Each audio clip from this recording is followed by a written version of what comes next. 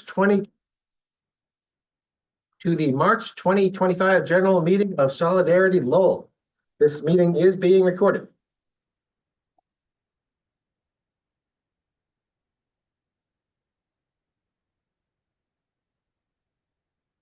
So, guidelines for the meeting.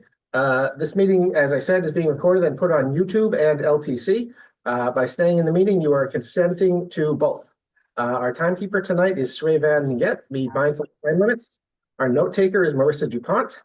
To speak up, please use the raise hand function in Zoom or type an asterisk into the chat and wait to be called on. Our stacker is Chris Offerman. She is going to be looking for hands and for asterisks and letting me know. Captions are available for people who need them. Please step up and step back. We want to give everybody a chance to participate, hear everybody's voice. So if you haven't been engaged in a discussion we have, please step up and let us know what you think. Similarly, if you have been speaking up and have made yourself heard, make sure to step back and give other people an opportunity to make themselves heard. Assume positive intentions.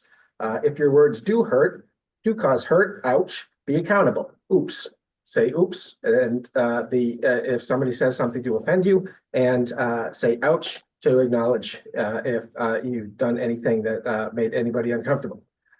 Please speak slowly. This applies most moderator.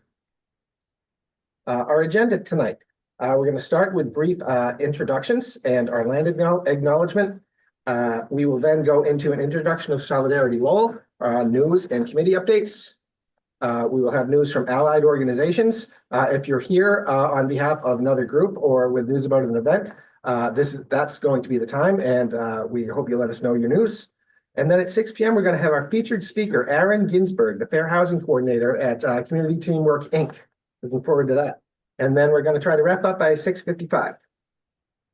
So, getting to know everybody. Introduce yourself, give us your name, your pronouns, where you live, and the icebreaker question, at 6 years old, what did you want to be when you grew up? So, for example, my name is Joseph Boyle. I use he, him pronouns. I live in the Lowell Highlands, and when I was 6 years old, I wanted to be a firefighter. Let me see. I will throw this to Caroline. All right. Hi, everybody. Caroline Snow, she, her, hers. I live in Centerville, District 4. And at 6 years old, I wanted to be an archaeologist. An archaeologist was when I was 6. All right. Next up is Dee Halzak. Welcome, Dee. Hi. Can you hear me? We can hear you. Okay, at 6 years old. Oh, wait a minute. My name is Dee Halzak. I live in the Acre. My pronouns are she, her, and I don't know what I wanted to be when I was 6. It's too far. It's too long past. All right. Continuing along with our guests on Zoom, Victoria. Hi, I'm Victoria Boys. I go by Vic. She, her. I live in downtown Lowell. At 6, I think I wanted to be a veterinarian, which my sister actually became. So maybe I just thought I wanted to be what she wanted to be. Very good. Srivan. Hello everyone, my name is Srivan. I pronounce she or her. I live in Back Central. When I was 6, I really want to be photographer, but right now it's completely far away, not close to photographer. All right. Next up, Danielle.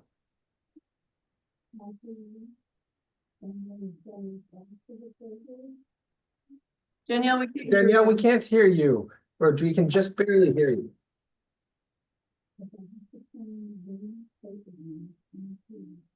Yeah, it's like a little muffled. Yes, it's very muffled. I think it might be a volume issue rather than a muting.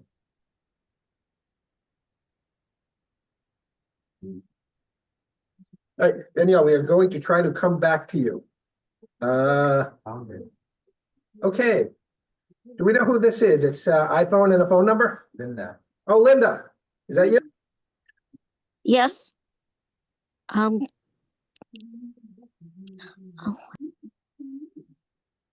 she muted herself. Oops. Linda, did you just mute yourself?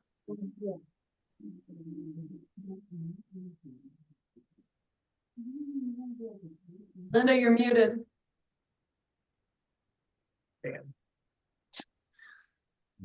There we go. Can you hear me? Dan, Linda. Okay. My name is Linda Cantor. I live in downtown Lowell, and I wanted to be a singer and actress when I grew up, but I can't sing and I can't act. All right, let's see. I think my last name on here is Danielle O'Connor. Hi, Dan O'Connor, Drake-it. At 6 years old, I think I wanted to be a pirate because I can remember watching Errol Flynn movies. Oh, pirate. All That right. goes way back. Probably most people don't remember that.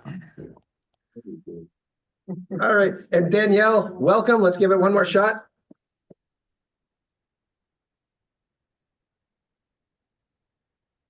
I'm sorry, Danielle, we are getting nothing, but welcome. Glad you could come. So returning to the people who are here. My name is Ryan Hammond. My pronouns are he, him. I live in the Acre. And at 6 years old, I wanted to be a zoologist, but that was before I knew you had to understand organic chemistry and work with lots of animal poop. Amy Baranowski, pronouns are she, her. I live in the Acre, and I too wanted to be a veterinarian. Marissa DuPont, she, her, hers. I live in South Lowell. And at 6, I wanted to be either a chemist or an artist. I have succeeded at one. I'll let you guess which. Hi, I'm Aaron, he, him. When I was 6, I wanted to be a dinosaur. I'm Ryan, he, him. I'm in Pawtucketville, and I really want to be a basketball player. Hi, I'm Paul Gaudette. He, him. I live in the Highlands, and I have no recollection of 6 years old, except wanting to be 7, maybe. Chris Ackerman, downtown, she, hers. 6 years old, I would have been in first grade. We had a fabulous primary school teacher who we all loved, so I wanted to be just like her. And that persisted throughout high school and everything. Then I took 1 semester of teachers college and I was bored out of my mind and went home and told my parents, nope, that wasn't it after all. They were disappointed, to say the least. I'm Ellie Richardson, she, her, hers. I live in Drake-it. At 6-year-old, I also wanted to be an archaeologist. Oh, we need to catch up with each other, Carol. All right, so Ryan, I'm afraid that we are none of us, not any of us are going to be basketball players. On the other hand, Aaron, I think we do have the opportunity for the dinosaur thing to work out. So, moving right along. Our Solidarity Lowell Land Acknowledgement. Here in Lowell, actually, where we are in the in-person meeting is in Drake-it. We stand on the land of the following nations: the Wabanaki, the Non-Land Confederacy, the Pentucket, the Pawtucket, the Agawam, and the Pennacook. This information is from nativeland.ca. We must acknowledge that the land in Lowell is that of the Pennacook. However, acknowledging the Pennacook as sovereign of this land is complex and not the entire story. After rampant colonization carried out through genocide, biological warfare, slavery, and other inhumane methods, the Pennacook were no longer present in Lowell at the beginning of the 18th century, when white settlement began here. This in no way means there is no longer any Native American presence in Lowell, nor that there hasn't always been. Local indigenous people will refer to themselves as Pawtucket, Abenaki, Wamiset, or even Pennacook, indicating the long and intricate history of this place. This is a place with multiple indigenous people over time have called their home. Massachusetts is unique in its Indigenous history. It's known as one of the first places where colonizers settled in North America. This also means this is one of the first places where Indigenous people were confronted with colonial violence. The current Native American population in Massachusetts, including here in Lowell and Dracut, is a testament to the resilience of the Indigenous people, as well as their venerated connection to the land here. Only when we acknowledge this land and its history properly are we able to understand an adequate method of recovering from an unjust past. That's why we begin with this statement. We ask you to all educate yourselves further on the Indigenous presence and contributions in Lowell, or wherever you consider your home. It's not the burden of those Indigenous populations to educate us and earn our respect. We are living on the land that was stolen. By educating ourselves and connecting with our local Indigenous groups and organizations, we can work together on creating a more equitable and realistic community that works for us all. With this acknowledgement, we hope that these facts will be influential and present in our working towards a better reality.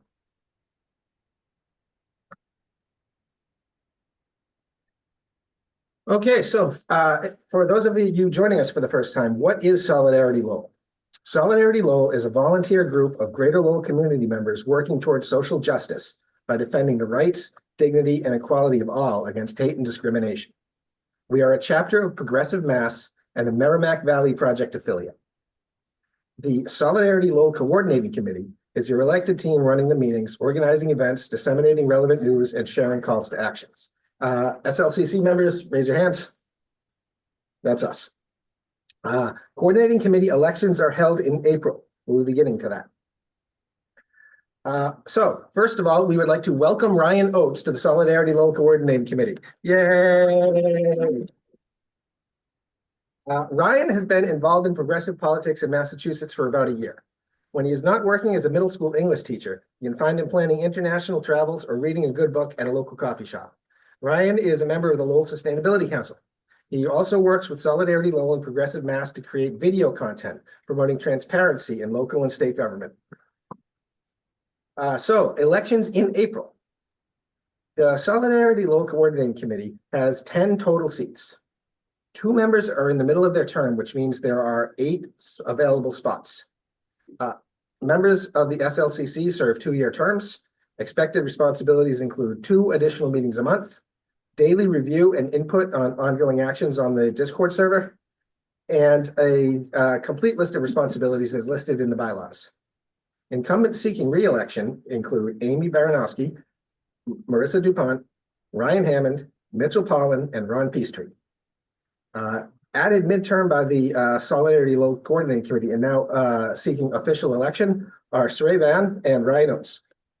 And the floor is open for additional nominations for yourself or somebody else. You can do so at this meeting, or you can submit nominations to contact@solidaritylowell.com. So does anybody like to make any additional nominations to the SLCC?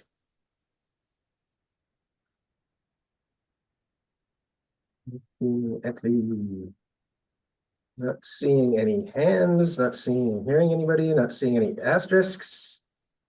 Are we okay? All right then. All right, if anybody has them, please do send them into the email. Our next meeting in April will be for candidate intros, followed by online voting.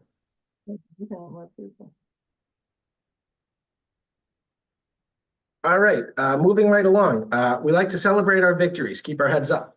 So, Solidarity Lowell Coordinating Committee member Sravan Nuet won the DIY Lowell Volunteer of the Year Award. Yay, Sravan!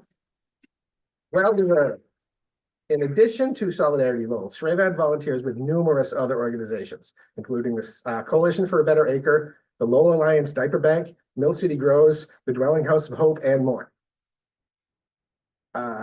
The Healy-Driscoll administration released a Home for Everyone, Massachusetts' first ever comprehensive housing plan. It outlines strategies for lowering costs, achieving 222,000 new housing units by 2035, helping to address the housing shortage. 26 medical and psychotherapeutic organizations from across Germany, Austria, and Switzerland have just dropped a massive 400-page report that definitively supports the need for comprehensive gender-affirming care for transgender youth, which directly rebuts the lack of scientific data in the CAS report. So that's good news on that front. Does anybody else online or here have any other victories they'd like to share?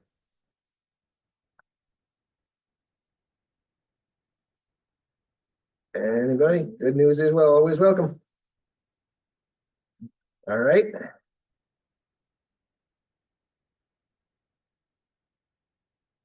We'll make our own. All right. Reporting in, we are meetings with our state representatives. We are scheduled meetings with our state reps and state senator to talk about the progressive mass legislative agenda and other important issues to Lowell. If you'd like to join any of these meetings, please get in touch and let us know. If you want to join in on the meeting, to contact Representative Vanna Howard, contact Marissa DuPont. If you are in Tara Hong's district, contact Amy Baranowski. Rodney Elliott's district north of the river, contact Ryan Oates. And for Senator Ed Kennedy, contact me, Joseph Boyle. Once we have meetings scheduled, we include them in the RRT newsletter. All are welcome, but constituents are especially encouraged. Once again, everybody is welcome to attend if they have a particular interest, but constituents of the particular each particular district are particularly encouraged to participate for that district. All right, Mill City messaging. Turn this over to Amy. All right, so this is our monthly postcarding group. So the next one, it's always the second Thursday of the month. So the next one will be Thursday, April 10th, starting at 6 p.m. at Lowell Books on Market Street. Yeah, it's just a good time, relax, and have a coffee and chat and write some postcards on a particular topic. Don't have a topic for this month yet, but we will see what comes up. Seems to be always a cause or a special election somewhere. So if you have any questions or just to RSVP so we know how many supplies to bring, you can contact Amy at solidaritylowell.com. All right. Marissa, the Unpacking Whiteness Dialogue Group. Yes, so this is a weekly group that meets, it's 5 sessions for the introduction, where we explore racial biases, white supremacy, white privilege, explicit and implicit bias, systemic racism, and microaggressions in supportive, structured dialogues. Like I said, it's 5 sessions, 1 a week, and it's capped at 10 people. It'll be starting soon. And after attending the dialogue group, you're invited to the ongoing group, where we alternate between discussing a book or watching a film, and we meet once a month. And there's a bit.ly right there, bit.ly/UW-sign up if you're interested in joining. Or if you have any questions, just email me, Marissa at solidaritylowell.com. Thank you. All right, demonstrate, dine, and discuss, Ryan. We have a group called Demonstrate, Dine, and Discuss, where we do protest actions once every couple of months regarding a current issue and some kind of activity we'd like to see government take regarding it. The upcoming Demonstrate, Dine, and Discuss event will be held next month on Friday, the 11th of April. And we will be discussing, we'll be protesting about forced deportations. Please join us, and we will have a meal after the protest. We do not yet have a location for it, but we will soon. Okay, any ideas or to join in and making signs, contact Ryan at solidaritylowell.com. On 5:30 p.m. is the meeting It's time. at 6, actually. Oh, 6 Yeah, p.m. that's what it's p.m. Okay. So small. No, I love it. All right, the rapid response team. The big news for the rapid response team right now are the hands-off April 5th rallies. Across the country, there is a coordinated series of rallies. The biggest around here is going to be in Boston at 11 a.m. at the Boston Common Parkman Bandstand. But the closest are going to be in Billerica and in Bedford. For details and a complete list, www.mobilize.us/hands-off. They are the hands-off rallies. That's mobilize.us/hands-off. Links are also in the latest RRT newsletter and will be in the meeting notes tonight. If you want to help with the weekly RRT newsletter or have an item to include, email rrt@solidaritylowell.com. For April 5th, it would be good to have representation from Solidarity Lowell at one or more of the closer rallies, as well as having a presence down in Boston. We are trying to get them back together. Stay tuned for more information. Saturday. All right, next up, our local election coalition work. Regarding the city council coalitions, Marissa? Yeah, it's not just city council, it's city council and school committee, but we're working together to bring local groups together to change our city government. To flip it a little bit more blue, shall we say, a little bit more liberal, a little bit more progressive, all of those dirty words that everyone hates to use. But basically what we're doing is we've started creating a candidate questionnaire that we'll be using to interview potential candidates. And if they qualify for endorsement, we will provide resources to help them, including help with like campaign management, volunteer coordination, marketing, graphics, website, et cetera, et cetera. And then we will help them along the way in terms of messaging and, anything they need basically will be a resource for them. If you're interested in getting involved, if you are involved in a group, great. If you're not, if you're just an individual, also great. Just give us a call or email us. Our next meeting is Friday, March 28th, 6 p.m. at CMAA. If you have any questions, just email me, marissa@solidaritylowell.com. And this is called the Election Coalition because we are working in coalition with other groups. We are organizing along with other groups here in the city, and something to take back to your organizations if you are interested is that we are structuring this to be 501c3 friendly, to have activities that 501c3 organizations are welcome to take part in, as well as having other more direct political activism later in the process. So do get in touch and find out what's going on.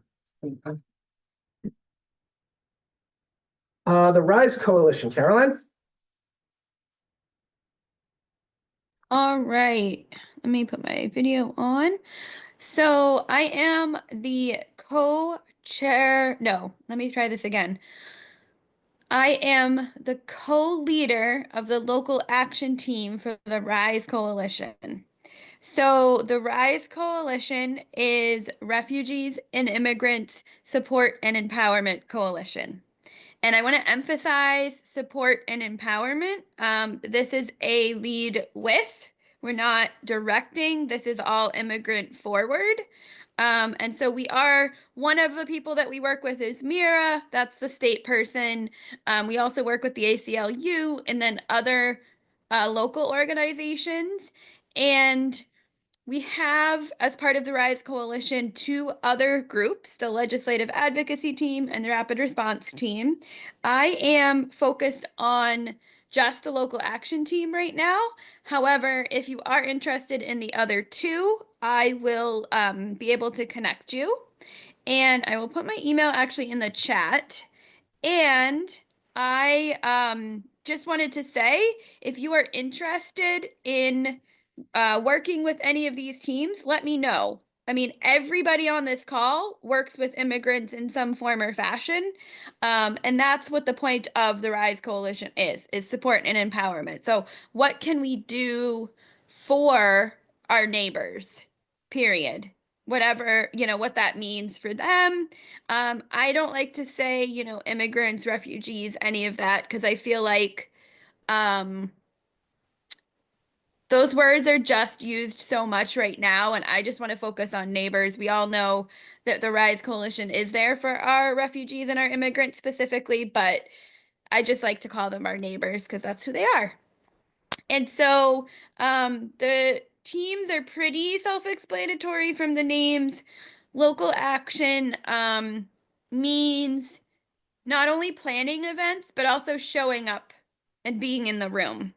So like going to the protest, going to rallies, somebody needs help moving furniture, like, all of those different things, we're there for that. So, let me see. I think, anybody have any questions? Okay, it was very brief, but that's a highlight. I'll put my email in the chat. Okay. All right, we have a Oh. question. Yes, Caroline, when is the next meeting? So the next general meeting of the Rise Coalition is the 3rd of April, which is a Thursday, and the local action team meets after that for scheduling ease. But local action meets every 2 weeks on that Thursday, and the meeting dates are not set in stone because we do work with a lot of frontline providers. So it'll depend on if their schedules shift. So And where? Currently online, definitely. The in-person locations we have not solidified. We're not letting that kind of deter us meeting. We're just gonna go with whatever we can do. Thank you. Good questions. Joe, can we have little thumbnails, photos of those who are online?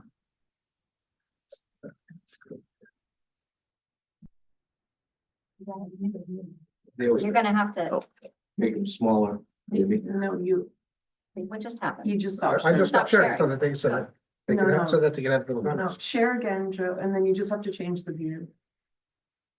No, you actually have to, well.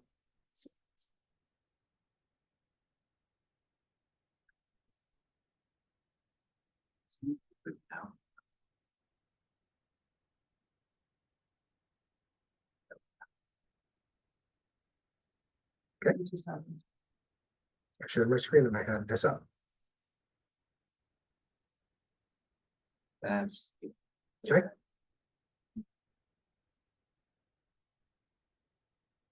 And then, on the other, screen there, with the gallery, you have to drag over the thumbnail.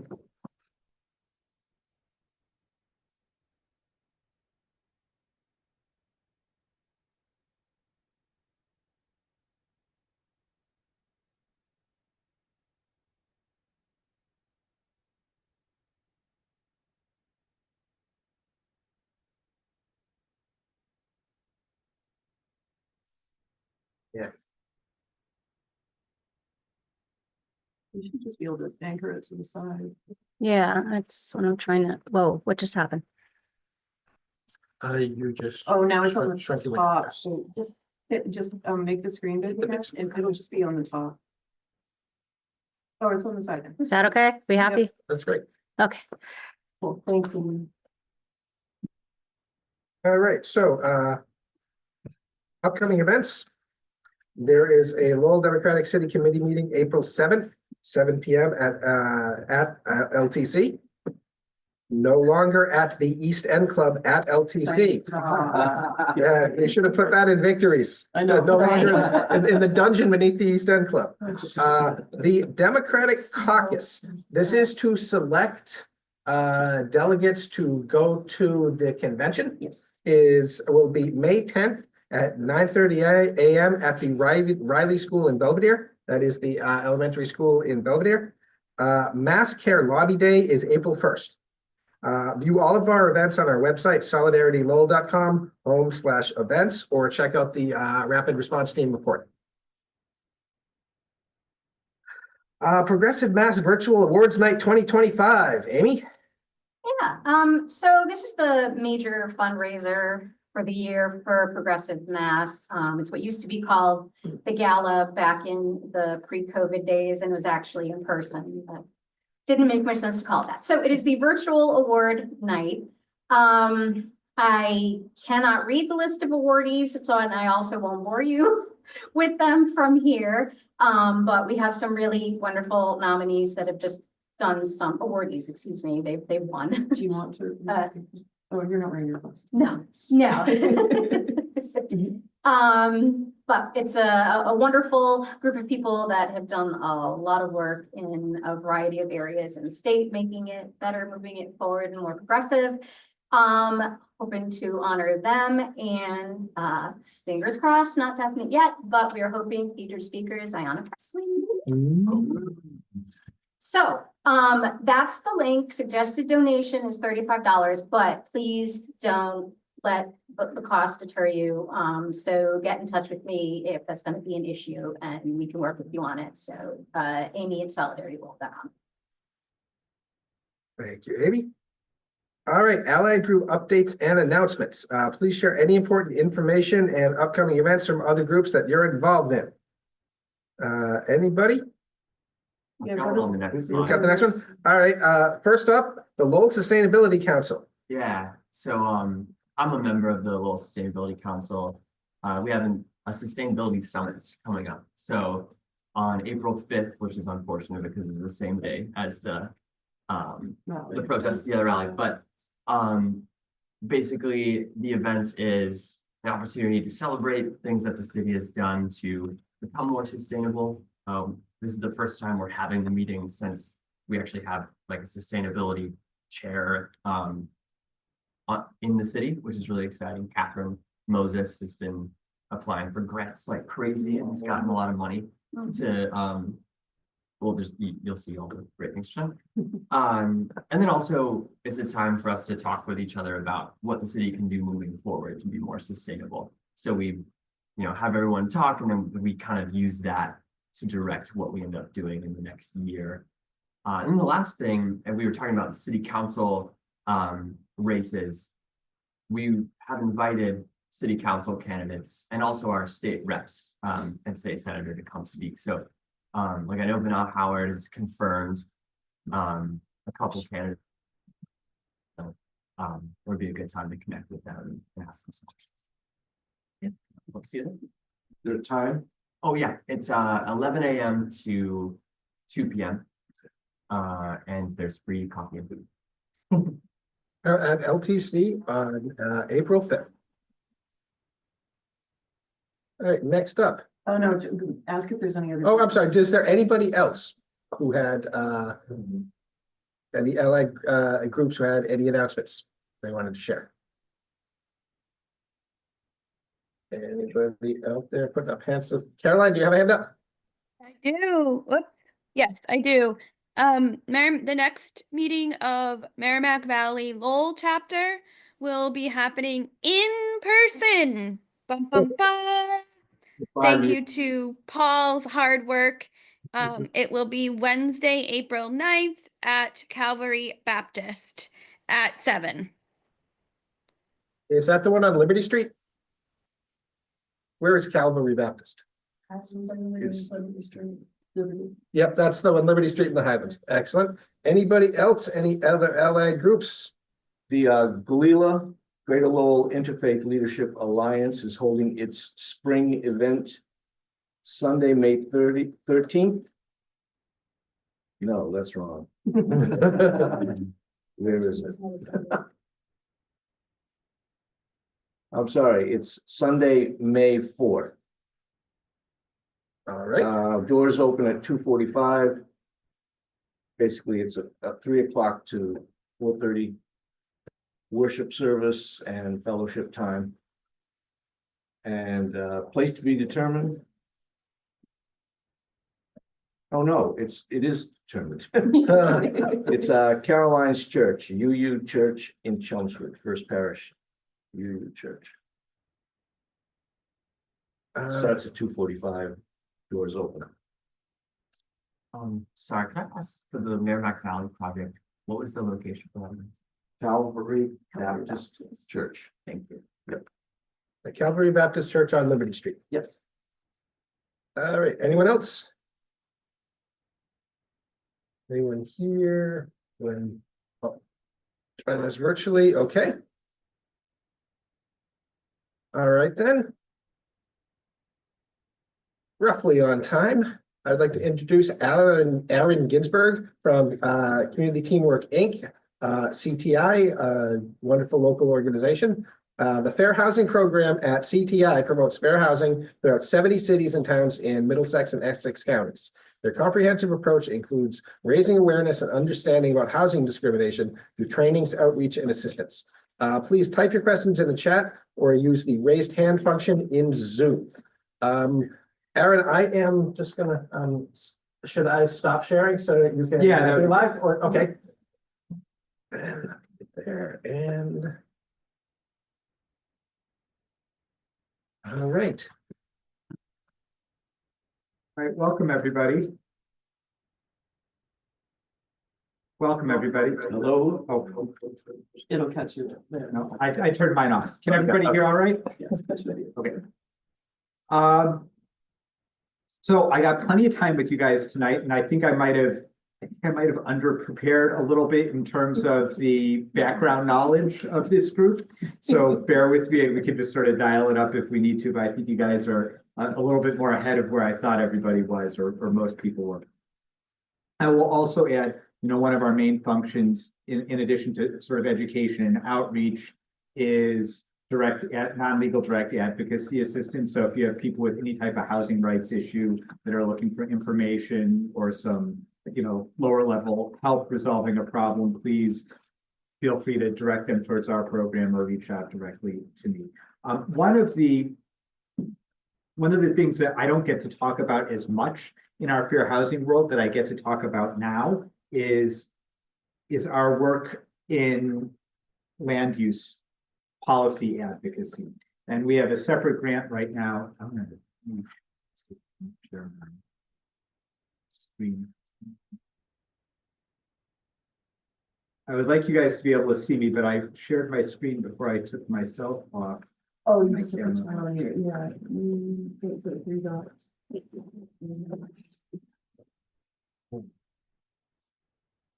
Oh, there we go. Okay. That I don't get to talk about as much is our land use advocacy, and we've got a separate state grant that's a multi-year grant. We have several years left on it to really promote land use policy and advocacy to increase the amount of affordable and accessible housing for seniors. And that's what this presentation is mostly going to talk about today. So I'm not going to say too much else right now, but this is the work that we're doing, and it's really about sort of forming a local base to promote favorable land use policy. So today, what we're going to talk about, just a little bit about our fair housing choice work, some past practices, sort of national past practices and institutional practices of segregation and inequality that got us to the problems that we're having today, that we still have not resolved. We'll talk a little bit about local zoning and the multifamily development struggle.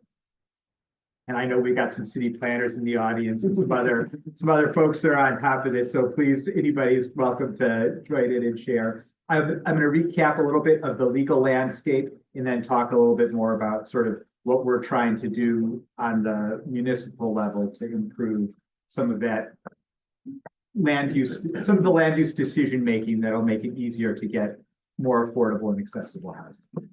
All right, so this work really takes this sort of approach that housing is health.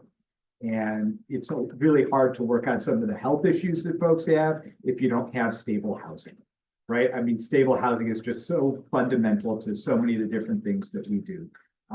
So we're trying to promote that housing is health idea. Some of the really big barriers that we have, even when our city planners are on board and our municipal leaders are on board, is some community opposition to changing these land use rules. And it comes from a variety of different places that we have these sort of local barriers at the sort of constituent level to changing our land use policies. So a lot of what we're doing right now and what we're trying to do is dispel myths about affordable housing. There's a lot of misinformation out there and sort of fear out there that's just not grounded in fact or reality. Counterbalance some of the oppositional voices to changing land use policies when planning boards and zoning committees and municipalities are looking at it, and sort of work to reframe some of the discussion around affordable housing. So going through it, where are we today and why are we talking about housing inequality in terms of zoning? If you look sort of at our history going all the way back, to slavery on out, we've gone through as a country a number of very different sort of institutional stages of keeping our population, really explicitly the African American or Black population, separate in living from the white population. You know, some of the laws were explicit on their face. You can't live here. When that was found unconstitutional, there was a pivot to restrictive covenants where families would write into their deeds that a house could only be sold to a white person or a Christian person, or, you know, some of them were really, some of them went down, Asians were okay and others weren't. But I mean, the idea was to restrict who you could sell it to. And that really never made a whole lot of sense to me as a single actor. Why would you want to restrict who you could sell your home to? Because it's really only limiting your options in a sale. But if you look at this around ideas of block busting and other practices that come far more recent, basically you can't look at this as an individual decision. You would look at it as a neighborhood decision or a block by block decision, where everybody would put these covenants on out of the fear that if one person moved into the neighborhood that was Black, then the whole neighborhood would lose their value. So it was this sort of like multi-player restricted covenant use. And you can still look these up and you can find them all over the place. Eventually, restrictive covenants were also found unconstitutional. So if you buy a house and it has a restrictive covenant in, don't worry, it's unenforceable. After restrictive covenants were found illegal, there was a shift post World War II to redlining and federally backed mortgages. And it was this idea that mortgage lenders that had this benefit of being able to use a federally backed mortgage, one that's supported by federal financial systems, they would look and they would say, all right, we're going to decide what neighborhoods are too risky to allow one of these mortgages to be underwritten in, and what neighborhoods it's okay to underwrite these neighborhoods in. And 100% it overlapped with which neighborhoods were Black and which neighborhoods were not. And that redlining went on for a very long time. Eventually that was found to be prohibited, and that's no longer allowed. And now what we have we're in the world of local zoning policies. And we're going to do a slide on what zoning is, but it's this idea that at a local level, at a municipal level, land restrictions were put on, and overwhelmingly they serve the same function of maintaining segregated living. Overwhelming. So what is zoning? Just so we're all on the same place when we start talking about it. Zoning is this idea of a municipality or a local government partitioning off different sections of their land and assigning a particular use or uses to those areas. When we talk about residential zoning, and I'm being a little bit too simple for our planners in the audience here, but a lot of times what we see are stacking uses. So in a single family zone, only single family homes will be allowed. In a 2-family zone, 2-family homes and single family homes will be allowed. In multifamily zones, you can, also 2-family or single family, and then it sort of builds up.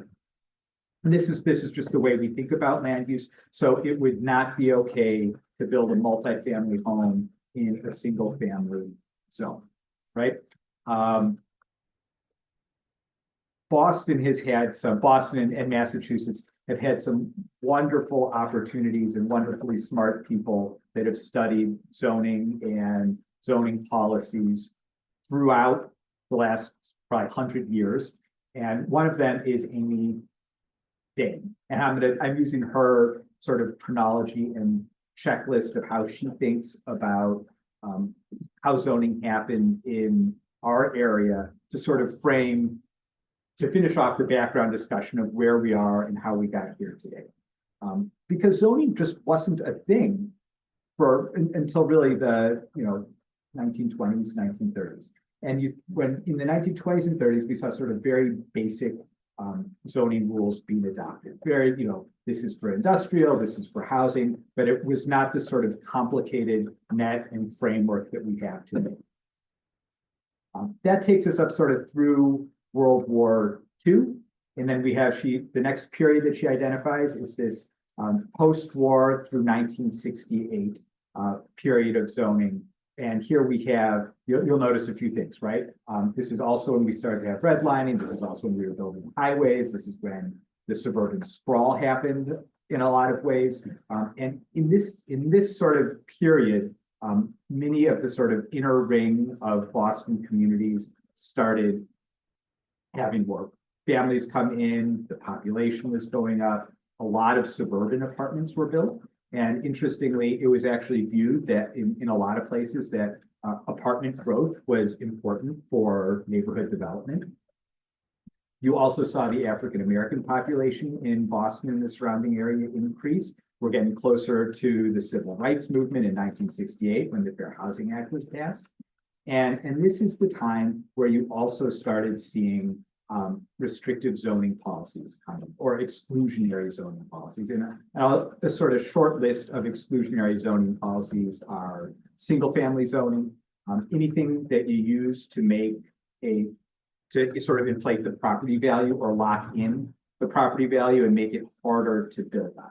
So yes, Some of these restrictions where you had to have so much land for the home. So even if you kept suburban living, in other words, you had to have an acre or a half acre or 2 acres, whatever. 100%. So single family rules, large acreage rules, setbacks. You have to have a big setback. It makes it harder to put a big property on. You could have height restrictions on how high you could build. There are a variety of different parking restrictions, or some of the newer ones. You know, you have to have a certain amount of off-street parking. Oh, yes, we're familiar with that one. Yeah, and that was really a big deal in Lowell in the last the last 5 to 10 years about trying to develop any type of multifamily housing.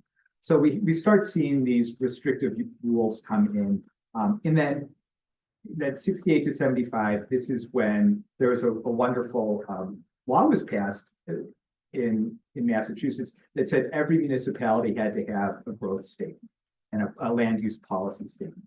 And so it's a wonderful way that Amy Dane was able to sort of track what communities were doing, what their justification for their land use was, and how those policies were changing over time. Most areas adopted no growth and low growth policies, and then had these exclusionary practices around to really sort of control how their communities were developing. A lot of them very explicitly said things like to preserve the character of the neighborhood. And this is one of those sort of like trigger words or code words that we can all sort of hold out to identify as intentionally exclusionary practices. And some of them were quite explicit. So it sort of hit its height by 1975 with enacting exclusionary policies for zoning. And from 75 till today, we're seeing some relaxing of it. We still have a long way to go. We still have a lot of different places that we need to, make it easier to build accessible and affordable housing and multifamily housing. When I always, when I approach these sort of exclusionary reasons in our local zoning, I think, a lot of people think about it in these sort of 3 different categories of fiscal or financial, class, or racist reasons for including this exclusionary zoning policies. I think all of them sort of overlap a little bit. It's really hard at the edges to split some of them out, especially because these sort of class reasons or fiscal reasons can almost stand in as proxies if you want them to, if you want to make sure that you sort of clean up language. Or, you guys can talk about unconscious bias too. And these are a variety of different ways to sort of justify exclusionary reasons. Some of them are completely legitimate, some of them aren't. And it's hard to sort of figure out sometimes where they are, but we are in a place now. Yes.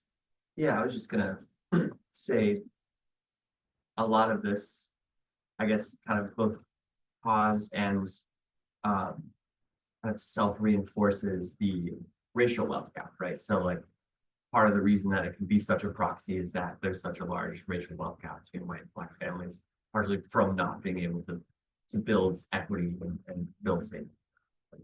100%. And I think if you look historically, wealth in housing is the primary way that families pass on wealth and it's sort of established generational wealth. And if you hold a group out of the housing market, as long as we have, it is really hard. But then wealthy black families through that into chaos, because now suddenly you have a wealthy black family and they can afford that. Yeah, they're not really moving the marker as much as we'd Yeah, like. they're so them to. rare. It's become the point. All right, so let me see. Can I stop you for a second? Yeah, Talk please. about, is there a vision for what good residential planning looks like, should look like, in terms of density and, you know, a core, like city core, where you have restaurants and theaters and everything, rather than everybody out in the suburbs having to drive into the city for those services or. I think there's a lot of different ideas of what a ideal community can look like, and I think there's probably a whole bunch of different answers depending on the area. But there are definitely core ideas of, you know, what communities can do to increase the availability of housing, and especially in a time, right, where everybody is talking about there being a shortage of housing and really some difficulties with housing costs. And increasing the amount of housing would also help reduce the amount of housing costs. But I think you'd find people answer that question really different. I have an ideal one. It would have a lot less single family housing zoning. So, you know, part of the struggle here is we have these sort of national problems that have been going on for decades and decades. And now we're at a place where a lot of that change is really on the shoulders of local municipalities. And decision-making can be a really big issue. We have, you know, different decision makers. We've got local decision makers and regional decision makers. And this sort of, and there are different motivations. That's why you see some of our better housing laws and housing affordability laws happening at a state level instead of a local level. The accessory dwelling units is a great example. You know, Lowell tried really hard for a really long time to get accessory dwelling units by right, and eventually it had to happen at the state level. So, and I think this is a pattern that you'll see, in part because you have to look at who's making the decisions. So if you're in a community that has already sort of self-segregated based on, you know, class or financial reasons or exclusionary zoning reasons, those are the decision makers that are voting on these local policies, and overwhelmingly, like a little bit of community opposition in this group goes a disproportionately long way. So it's hard to get them passed. Also, the folks that would sometimes benefit from them are maybe less likely to be able to come to an evening meeting for an evening vote, or don't even live in the community at the time, right? So you have these regional decisions that are happening, and it's getting more than harder. When we look at, you know, in this sort of context, what's getting passed, like a lot of senior housing is actually one that gets passed more than in other areas, in part because everybody can identify with getting older and needing housing. Smaller projects get passed a little bit easier than big projects, but it's just uniform. So I want to shift a little bit and sort of talk about the legal landscape of where we're right now. And I'm going to do it in two. I'm going to do one for sort of what's happening at the federal level, which is the downer, and then a little bit better what's happening at the state level.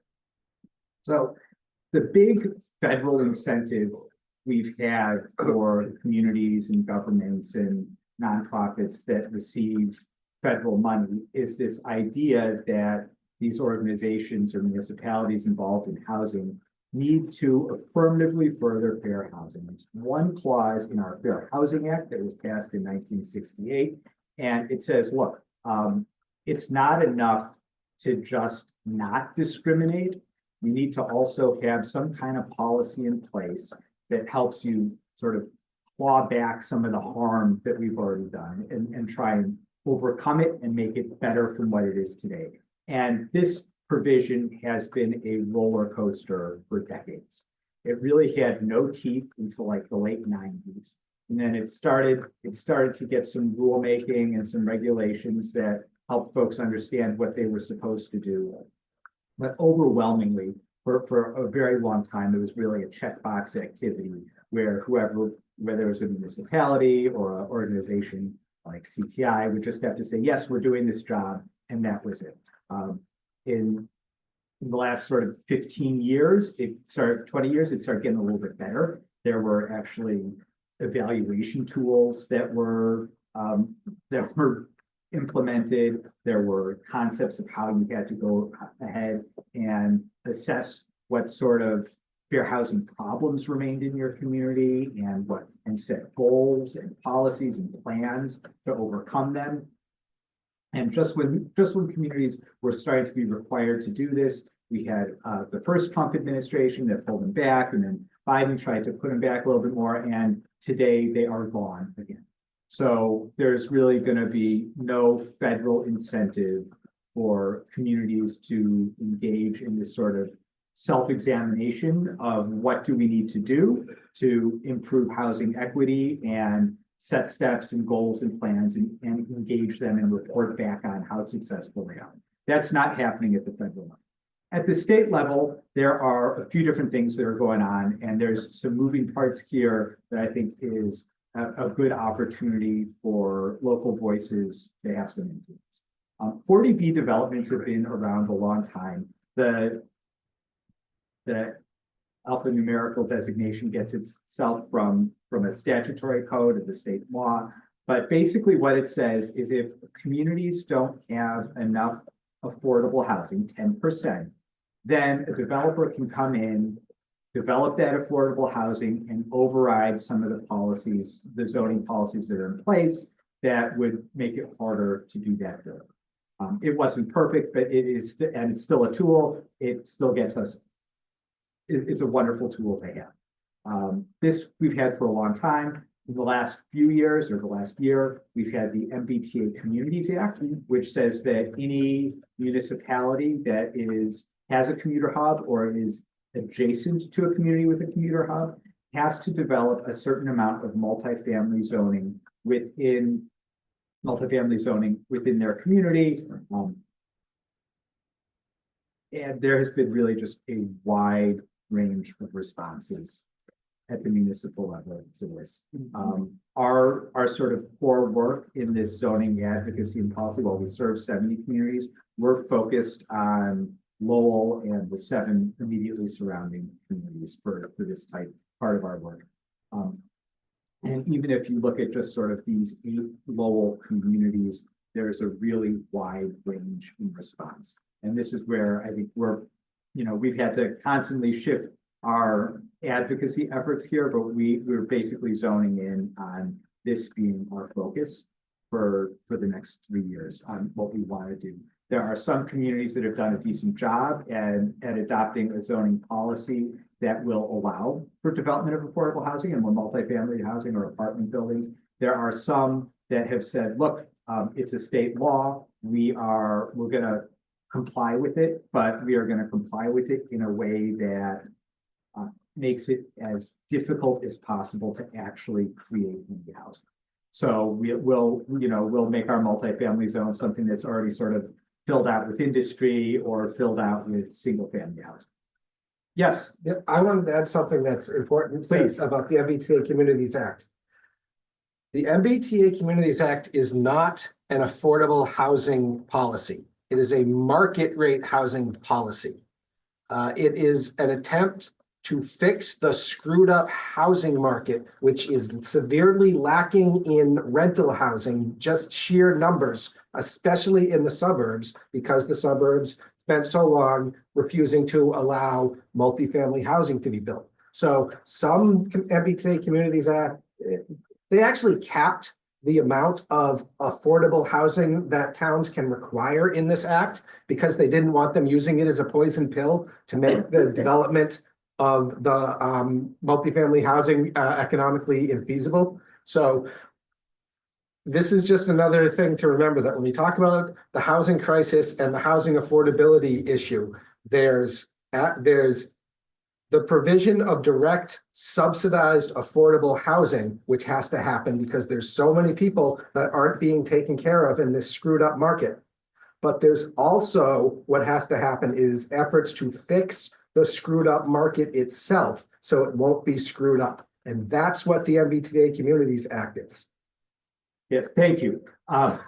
Yeah, it's definitely when we talk about multifamily housing, we cannot assume that it's going to be affordable. I think another really big misconception about the MBTA Communities Act is that it is a requirement to develop housing when it is really nothing more than just a zoning law. It just has to allow for building more. I look at it in a lot of ways as a desegregation law. These suburban zoning codes that forbade multifamily housing were done, you've been using the word exclusion. They were done for the purpose of keeping out somebody, keeping out whoever it is that lives in apartments. That's who they were trying to keep out for whatever reasons. And the MBTA Communities Act is basically saying to these communities, get rid of your exclusionary, your segregationist laws that keep out all affordable housing. You got to have some. You got to at least have some. And that's the basic premise of the MBTA Communities Act. I ask too, is it, I mean, if it's related to MBTA, I'm assuming, like, is it also has something to do with just wanting to have density near these, you know, commuter. They don't have to have it near the station. It doesn't have to be. It can be anywhere within the municipality boundaries, right? So they, you know this better. Yeah, I do this for a living. Yeah. Communities that have, all right, first of all, it applies to all the communities that have an MBTA subway station or that have an MBTA commuter rail station, or to all the towns that are next to a town that has an MBTA commuter station, rail station. And so there's 4 different categories of community, and each category of community has to do a bigger piece of zoning to allow for more multifamily housing. The ones that have a commuter rail station, they have to have a certain percentage of their zone has to be around the commuter rail station. Not all of it, but a certain percentage. The ones that don't have a commuter rail station, obviously, it doesn't need to be near the commuter rail station. They're trying it. It's not a transit law. It's not an MBTA law. It's a housing law. The reason it's called the MBTA Communities Act is because they decided to try, as they get more of this multifamily housing developed, try to concentrate it more around the train stations and less being car dependent, just, you know, out sprawling in the suburbs. They're doing some, but not, you know, but that's like a secondary consideration. The big one is get your housing, get multifamily, zone for multifamily housing. Let some multifamily housing be built. This is in contrast to, like, out on the West Coast in California and in Oregon, their big initiatives to try to get more multifamily housing in the suburbs has been to not let suburbs have single family only zones. So all of their zones that are now their sprawling, auto-dependent, single-family neighborhoods, you can put in multifamily houses instead of single-family houses in those auto-dependent neighborhoods. Here in Massachusetts, they decided to try to concentrate it a little more around the transit. The thing that's in common with all of these is to relax the zoning, the land use policies to make it more than just single family or 2-family. But thank you. That was a wonderful addition here. So we got the MBTA Community Act, we got 40B, and then we have accessory dwelling units by right. And I don't think like any one of these things alone is going to solve our housing problem or lower the housing costs, but when you take them together, it is useful. And accessory dwelling units by right is really a wonderful thing to have. What it says is there's no longer a local restriction on whether you can put a second unit on a single family or multifamily in some cases dwelling, which I'm still a little confused about. We'll talk later. Accessory dwelling units can look all sorts of different ways. They can be an attic or a basement. They can be an adjacent structure. They can be a freestanding structure. It does not have, 20 years ago, we'd call it an in-law unit or something else like that. or granny suite. It does not have to be rented to family. There are no other restrictions like that on it. And it's a wonderful way to increase the housing market, the availability of housing for smaller units. There's a size restriction on it. I think the most it can be is 900 square feet, but that's still a pretty big space for a smaller unit. Did you say Yes. 900 or 600? 900. Thank you. Is that 900? Correct, right? right? 900. I think that's it. Thanks. I don't know why I got 600. 900 or 50%. Yep. So 50% of what? 50% of the floor area of the main house, Of the main house. whichever is smaller. Okay. So, so ADUs are something else that, we're really encouraging right now. This was a big part of what we applied for this grant for, to advocate for it on the local level. It got passed as right. In our CTI grant world here, we're trying to get out information about how you can develop an ADU on your own. You still need to follow all of the permitting rules of the community. So if there's a setback requirement, you still have to follow the setback requirement as long as it's reasonable. Right. Yeah. What you can't do though is have to go through that extra hurdle of getting special permission to have the unit in place. One thing That was a zoning board. no longer has a say on. It used to be, you had to get your neighbors to approve and the zoning board had to approve. Or they'd at least have a chance to say no or argue against it. Yes. And that does something else that's important. It's not just that there's a board that has the opportunity to knock it down. These ADUs, that's designed for the ordinary homeowner to be able to add one. And so having a permitting process and an application process, and you got to submit a certain amount of plans that how complicated it is and how expensive producing the plans are and stuff, that might be okay when you're dealing with a commercial builder, but when you're dealing with the ordinary homeowner, it's really too burdensome. And so making this ADU by right, they're not just making it formally allowed that this is something you're allowed to do, but they're also getting rid of what is often an overly burdensome permitting process for the regular people. It is a wonderful thing to have now. It helps not just renters by increasing the amount of housing. It can also help the homeowner by having a second source of income on the property, cover the mortgage. Last week, I did sort of a dual training with a group over at AgeSpan, but I brought along our home modification loan person at CTI. CTI provides a lot of different housing services, and one of them is we manage a home modification loan. So if you're doing a renovation for a person with an impairment or a disability, you have access, and you're income eligible, you have access basically to 0% interest loan up to $50,000 to do a renovation. And it's a 50-year loan, and there are no repayment provisions, no minimum repayment that's required. So you don't have to make a payment, and it'll come out at the end when you sell the place or in 50 years. It's like a second. Yeah. But it's just a wonderful way to do it. So if you needed to put those together, right? If you have a child or a parent with an impairment, you can turn it into an ADU, and you can use the home modification loan to help you get the job done.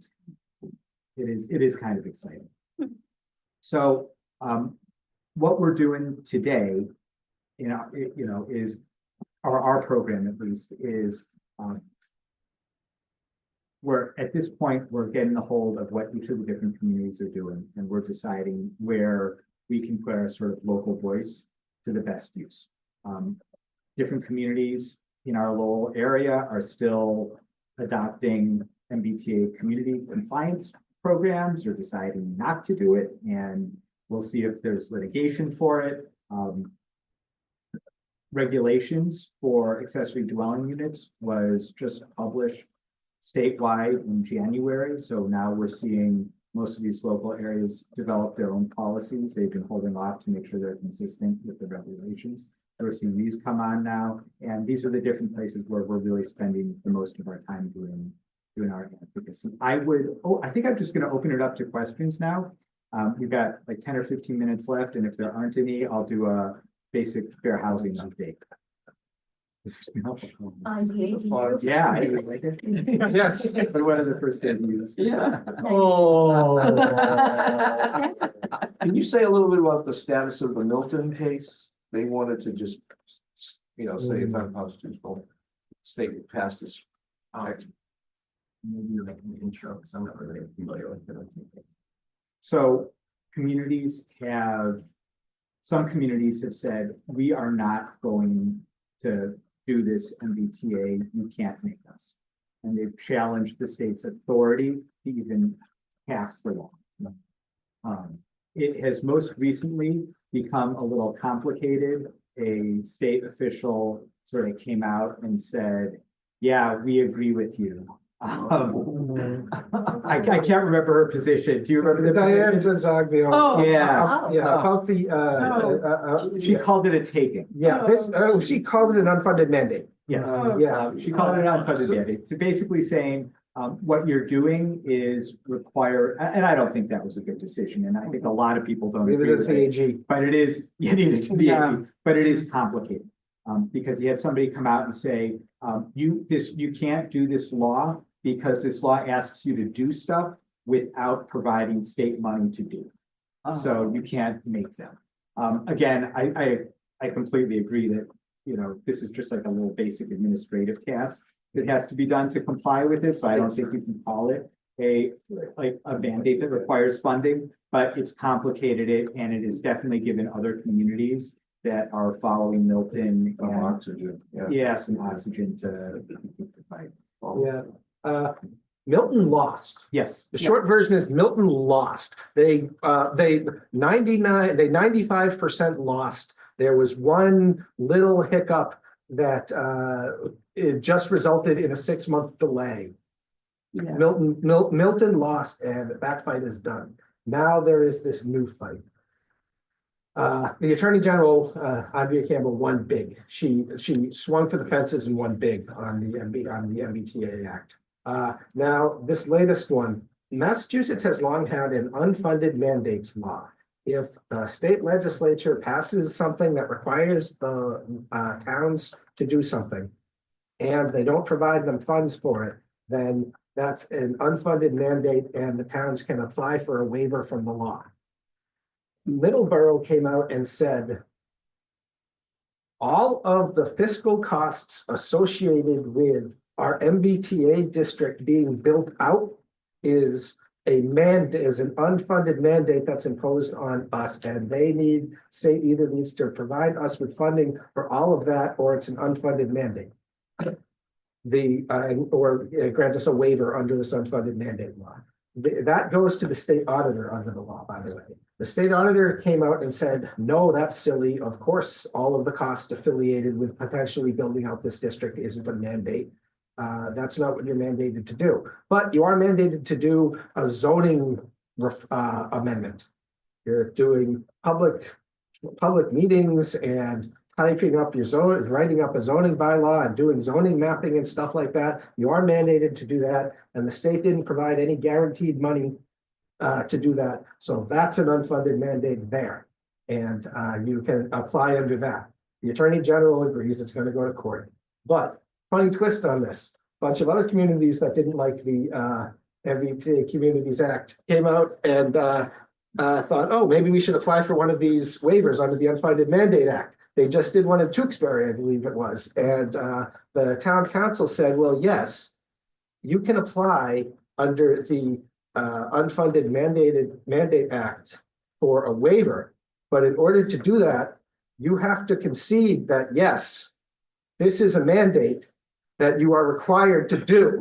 And so now a lot of them are thinking really hard about whether they actually want to do that for what frankly is probably going to be a lost cause. The Attorney General is probably going to, the interpretation is probably going to win out over the auditors. So I guess my next question, so the two things you kind of spoke about, the MBTA and ADUs. where do things stand in Lowell, and like what could a group like this do to help with that?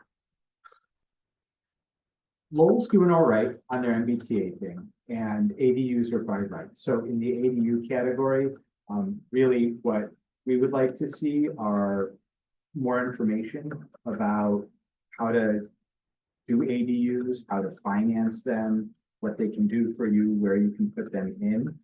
I think that, you know, this is really more of a get the word out now than it is we need to change something, because it is by right. We're looking, I mean, I think for our advocacy dollar, we're looking more at the surrounding communities around Lowell for what we can do about the MBTA community stuff. But I think like any policy that is going to relax single family or two family land use restrictions is where we really want to be putting our thumb. Because these are the barriers that are making it hardest to increase the amount of housing. We have, there are housing trusts that are available that communities have. There are different projects that communities can do and can fund to specifically increase access to housing. Access to housing for seniors is really popular. It's easier to get some of that done than it is to get some just like general affordable housing work done. But I think, well, you know, anything that we can do to increase that housing, and I think anything that we can do to help it be more of a regional response than a local response is great. You know, and you can hear Chris probably says this more than I do. But it is this sort of like cooperative regional issue that is super difficult to get it done.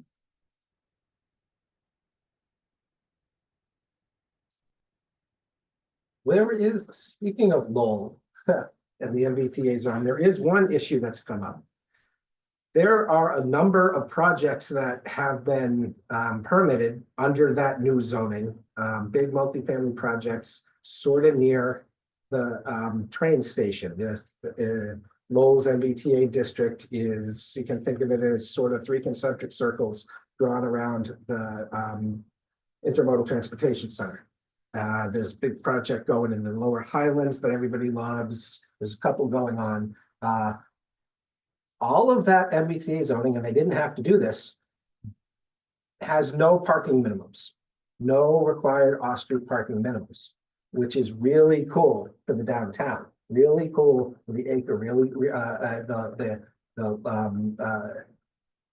this end of the lower highlands there, you know, it's a really urban areas. It's really good. However, there was one project that they're seeking to do on Gorham Street, right next to the entrance to the Lowell connector. Yeah. Where they're seeking to build a residential project without any off-street parking.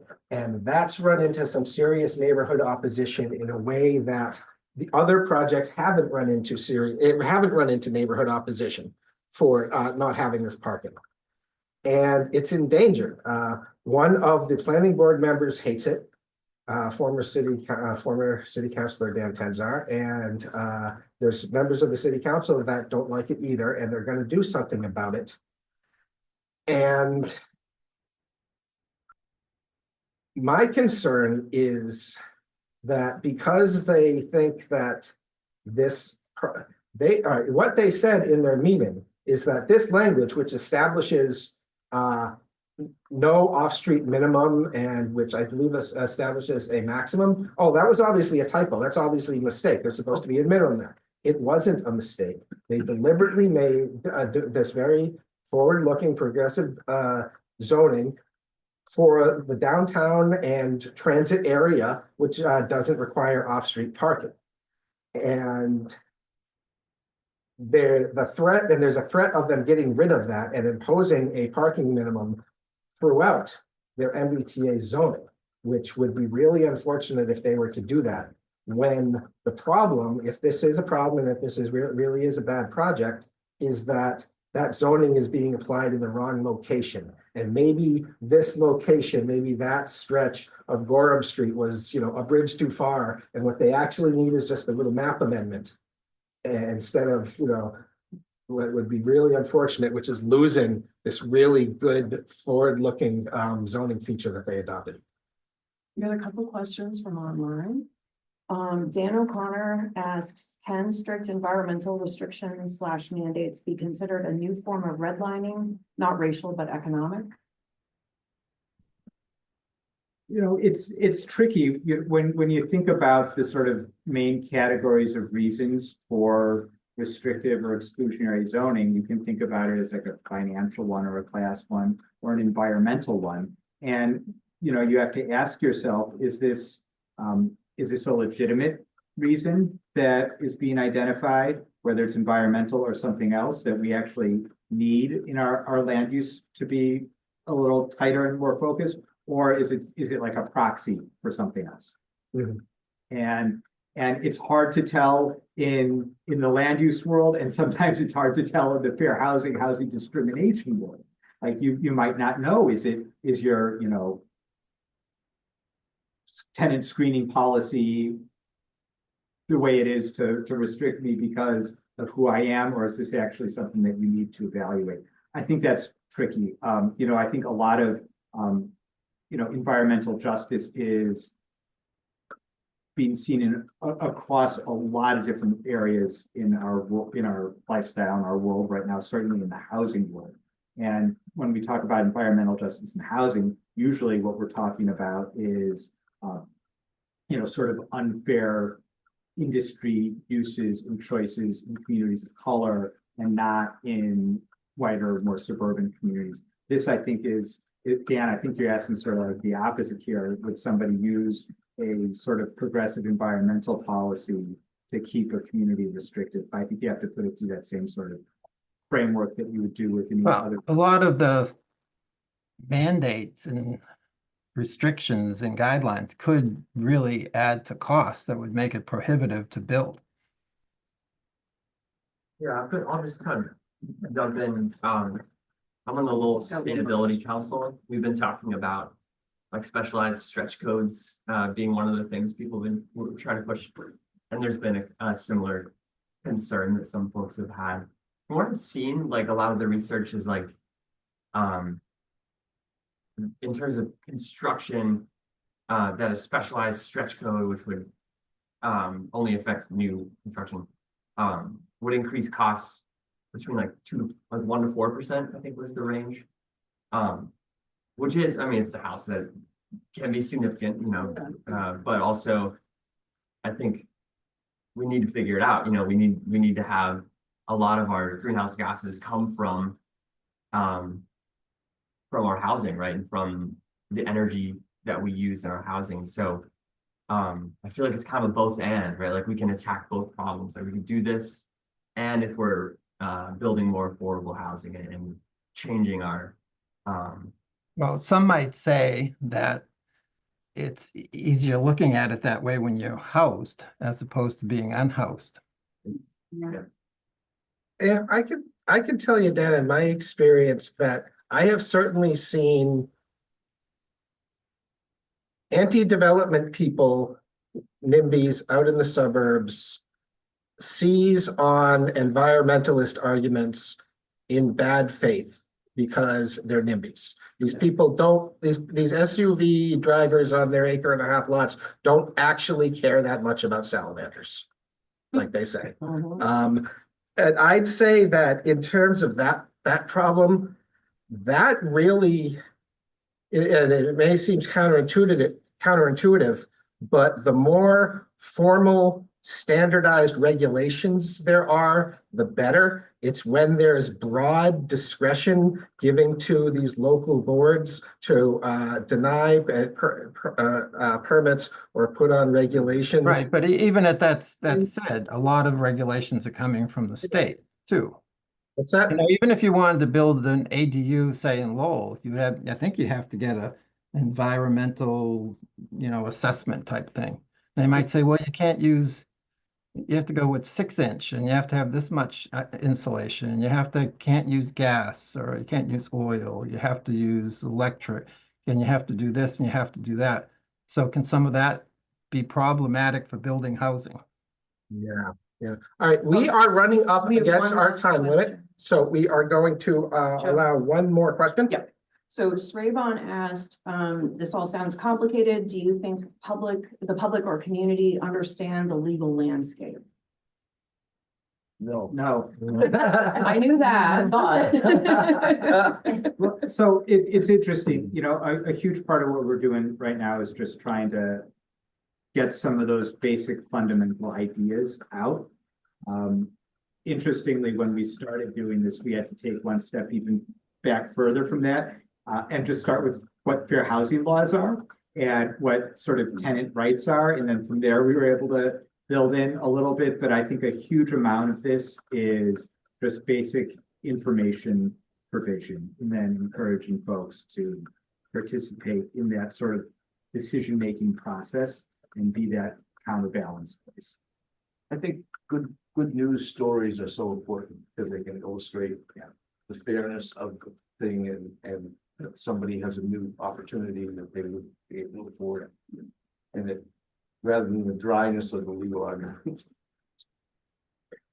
Part of the problem, I think, is that the people who can most afford to pay to improve the quality of public life can also most afford to pay lawyers and PR agents to keep from doing so.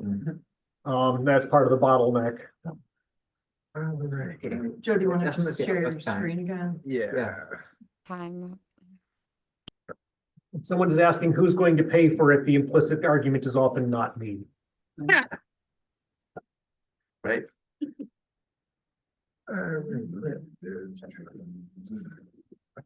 All right, so thank you very much, Aaron. Yes. Very good.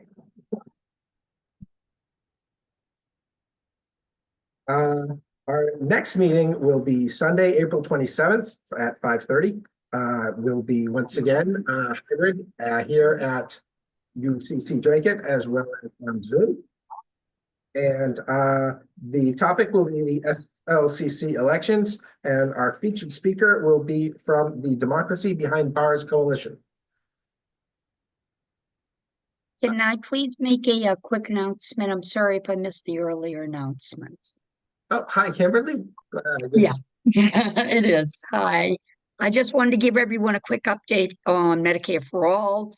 Our lobby day is April 1st. We have our bill numbers now. I dropped it all in the chat, the link to lobby day. We have our bill numbers, of course. Oh gosh, this got two, Rep Hong, that is my apologies for spelling Tara's name wrong there. Signed on, as did Vanna Howard. Ed Kennedy has not signed on since 2019. I dropped his office number in the chat if anyone wants to give him a call. I honestly believe that if we fix healthcare, we will have money for everything else we talk about, especially housing. I really do. There's some that we now pay $78 billion according to CHEER, the Center for Healthcare Information Analysis's report last week. 78 billion that they're willing to admit. We believe it's a lot more than that because they don't count hearing or dental or eyes. Right. Great. Thank you. We did mention first is lobby day. Lobby day, April 1st. On Beacon Hill, from 10 to 3. You can come for any part of it. If you're we have a training, if you're a newbie to it, we'll even have lunch, coffee and tea. Excellent. Thank you, Kimberly. You're more than welcome. Thank you guys for letting me borrow. All right, so join us. Join us online on our Facebook page. We have a Facebook page. We also have a Facebook group. You can follow our Facebook page and join our Facebook group for the deeper content. We have a website, solidaritylowell.com. We are on Instagram, Twitter, and Threads. And you can watch recordings of these meetings on YouTube at Solidarity Lowell on our channel, as well as on LTC. Thank you all for attending. See you next time. Thanks, Thank you. Have a good night, everyone. Bye bye. Stop recording. Find it. Do you want me to do it? If you have it handy.